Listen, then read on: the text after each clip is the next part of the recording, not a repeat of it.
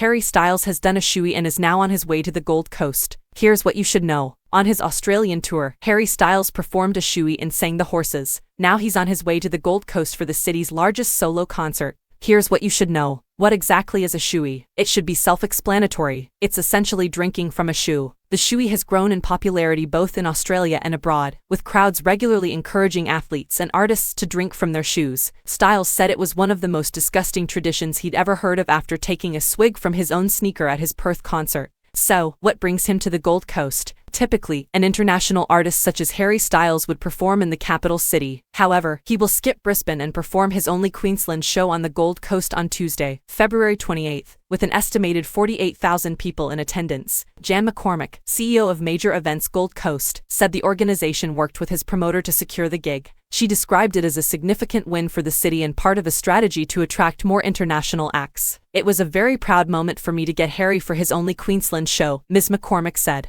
"To be honest, I didn't give it much thought about competing with Brisbane. We went after it as hard as we could." What is the best way to get to the Harry Styles concert? Public transportation will be the best option. The concert will take place at Carrara Stadium, which normally hosts AFL matches, and organizers have stated that there will be no parking available at the venue. There is limited accessible parking available. Local streets will also be subject to parking restrictions. On the day of the performance, ticket holders can take public transportation for free. Shuttle buses from Naring Station, Buwagan Road Park and Ride, and Broadbeach South Light Rail will be available for the concert. Carrara Stadium is currently in full swing. To prepare for the show, about 130 semi-trailers carrying staging, flooring, and production equipment have been brought in. Setup at the stadium began on Monday, and pack-down will not be completed until March 2nd. 200 more toilets, 2 kilometers of temporary fencing, and 8 kilometers of crowd control barriers will be brought in. Should I arrive early for the concert? It all depends on how early you get up. Overnight camping is strictly prohibited at the stadium. However, ticket holders will be able to begin queuing as early as 8 a.m. on Tuesday. How does this affect the Gold Coast?